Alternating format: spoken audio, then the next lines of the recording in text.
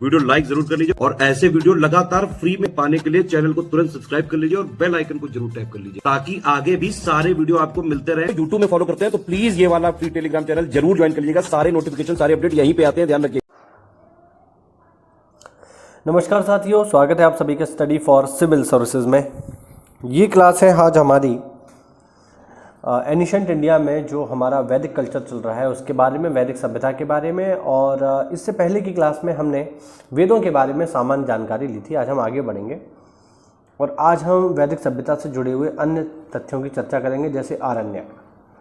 आरण्यक मैंने आपको इससे पहले के लेक्चर्स में भी बताया है। आरण्यक क्या है? आरण्यक ऐसे वैदिक साहित्य हैं जिनकी रचना जंगल या अरण्य या एकांत में बैठकर की गई है। ठीक है, वर्तमान में हमारे पास 7 अरण्य हैं। देख लो इनको कौन कौन से आरण्यक। ऐत्रेय है, तैत्तिरीय है, मध्यादिन है, शांखायन है, मैत्रायणी है, तलवाकार है और वृहदारण्य है। ठीक है, वृहदारण्यक है। टोटल कितने हमारे पास? 7। ये संख्या याद रखना कि कुल आरण्य ग्रंथ हमारे कितने हैं। आगे हम देखें तो आगे है पुराण। पुराणों की संख्या है साथियों 18। ठीक है, कौन कौन से हैं? मत्स्य, मार्कंडेय, भविष्य पुराण, भागवत पुराण, ब्राह्मण पुराण, ब्रह्मा पुराण, वामन पुराण। ठीक है, 8वें नंबर पे आपको मिलेगा ये वराह पुराण।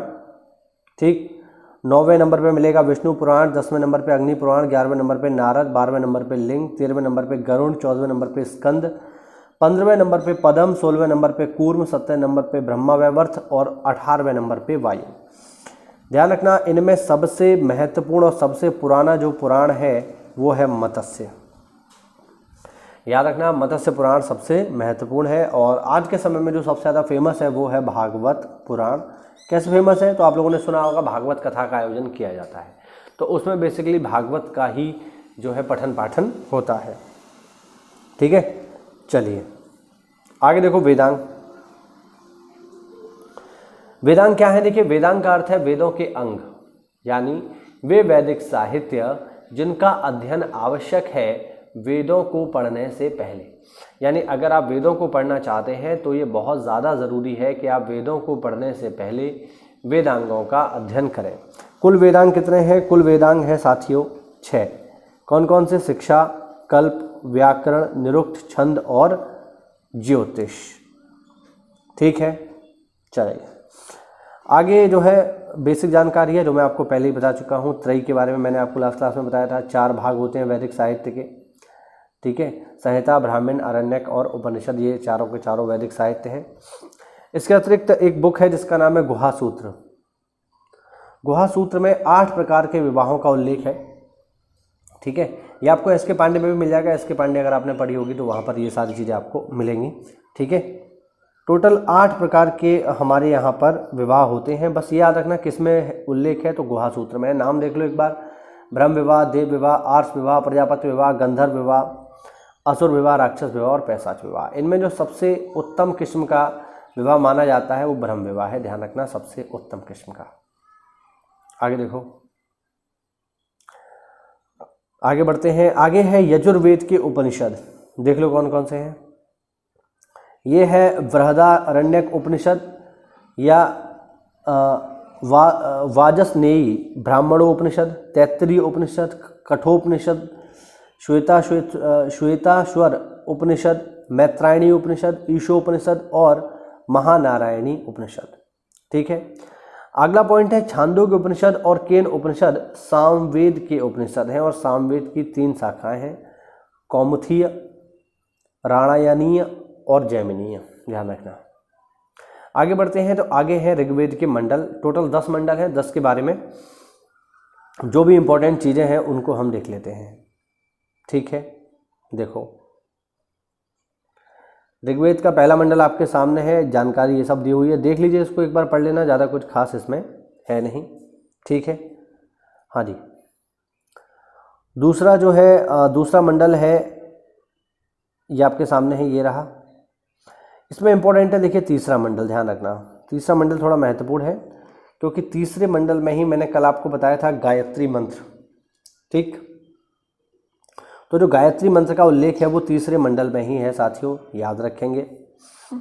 ठीक है, चौथा मंडल ऋषि वामदेव से जुड़ा हुआ है, पांचवा मंडल ऋषि आत्री से जुड़ा हुआ है, छठवां मंडल ऋषि भारद्वाज से जुड़ा हुआ है।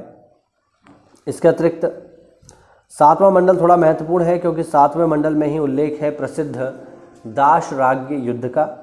दाशराग्य युद्ध जो है 2 प्रमुख सेनाओं के बीच हुआ है, या 2 प्रमुख जनों के बीच हुआ है, जिनमें एक तरफ थे राजा सुदास जिनका जन था भरत, और एक तरफ थे 10 छोटे छोटे राजा, यानी एक तरफ 10 छोटे राजा, एक तरफ राजा सुदास। राजा सुदास का जो जन है वो है भरत, तो भरत जन के राजा थे सुदास, और इन लोगों ने आपस में जो है इन 10 लोगों ने और राजा सुदास ने युद्ध किया, जिनमें जो है राजा सुदास की विजय हुई।